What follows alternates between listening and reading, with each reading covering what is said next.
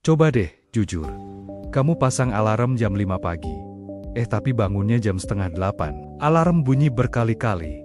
Tapi semuanya cuma di snooze. Dan pas akhirnya berhasil bangun, rasanya pusing, lemes, udah pasti telat.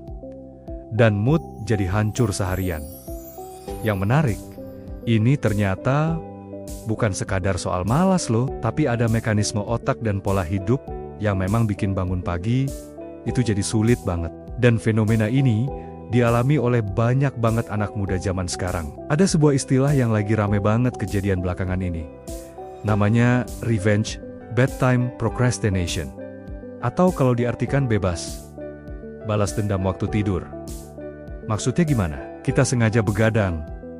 Bukan karena banyak kerjaan atau tugas yang belum selesai, tapi karena seharian kita udah penuh sama beban dan kewajiban. Malam hari jadi satu-satunya waktu yang kita rasa benar-benar bebas dan jadi milik kita seutuhnya. Sederhananya, ini kayak suara hati yang bilang, kalau siang hari hidup gue buat kewajiban, malam ini gue mau hidup buat diri gue sendiri. Kita pakai waktu itu buat nonton series, scrolling media sosial, atau main game sampai larut. Masalahnya, semakin sering kita balas dendam dengan mengambil waktu tidur di malam hari buat mencari kebebasan. Jam biologis tubuh kita jadi semakin rusak. Akibatnya, ya itu tadi, bangun pagi jadi terasa makin berat. Kayak lagi narik beban 1 ton.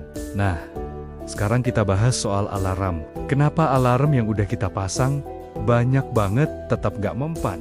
Jawabannya, alarm itu nggak bisa ngalahin perintah otak kita. Begini, waktu kita tidur, tubuh kita itu melewati beberapa fase. Dari tidur ringan atau light sleep, masuk ke tidur lelap atau deep sleep, lalu ke fase REM, di mana kita biasanya bermimpi. Kalau alarm kebetulan bunyi pas tubuh kita lagi ada di fase deep sleep, otak secara alami nggak mau bangun. Ini adalah fase di mana tubuh lagi dalam mode perbaikan paling intens. Makanya, kita secara refleks langsung pencet tombol snooze. Kadang bahkan tanpa sadar, kita melakukannya. Jadi, ini bukan karena kita malas, ini adalah respons fisiologis tubuh. Setiap kali kamu pencet snooze, tubuh kamu dipaksa untuk masuk ke siklus tidur yang baru, tapi siklusnya nggak akan pernah selesai karena alarm bakal bunyi lagi. Hasilnya adalah kondisi yang disebut sleep inertia, atau gampangnya, efek mabuk bangun tidur. Kamu merasa pusing, bingung, dan butuh waktu lama buat benar-benar sadar.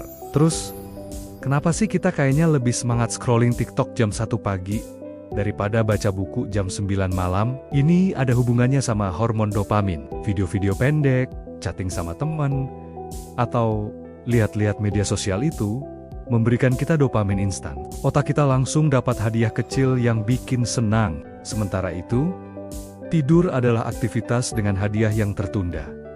Manfaatnya baru terasa besok pagi. Nah, otak kita secara alami akan selalu memilih dopamin yang cepat. Apalagi kalau seharian kita udah ngerasa tertekan dan stres. Makanya, scrolling sampai larut malam itu bukan sekadar kebiasaan buruk, tapi juga bisa jadi mekanisme pelarian dari stres yang kita alami. Otak kita mencari kesenangan instan untuk mengimbangi tekanan yang dirasakan seharian. Stres ini juga punya pengaruh langsung ke tubuh kita. Loh, kalau kita stres seharian, tubuh kita akan terus-menerus memproduksi hormon yang namanya kortisol atau hormon stres. Nah, kortisol ini punya efek samping yang kurang enak. Dia menghambat produksi melatonin. Melatonin adalah hormon yang tugasnya bikin kita ngantuk dan siap untuk tidur. Artinya, badan kita mungkin udah capek banget, rasanya pengen rebahan, tapi otak kita masih on, alias nyala terus. Pikiran masih kemana-mana, mikirin kerjaan besok, atau cemas soal hal-hal lain. Tubuh kita mau istirahat, tapi pikiran kita belum selesai dengan urusannya. Dan keesokan paginya, ya, udah bisa ditebak, bangun tidur jadi terasa berat banget. Seolah-olah kita nggak tidur sama sekali. Oke, terus gimana cara memperbaikinya? Kita coba cari cara yang realistis ya.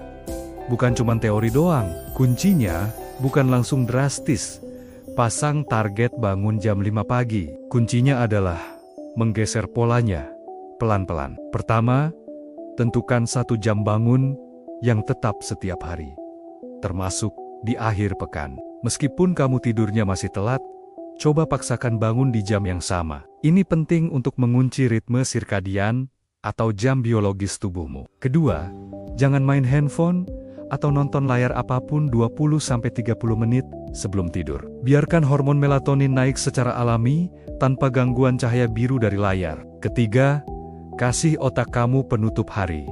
Bisa dengan journaling singkat, tulis aja apa yang kamu rasakan. Atau cukup bilang ke diri sendiri, "Oke, hari ini cukup. Sisanya kita selesaikan besok."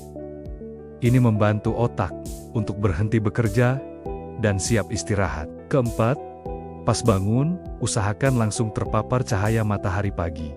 Cukup 5 menit aja. Ini efeknya kayak tombol reset buat jam biologis dan bisa langsung meningkatkan energi.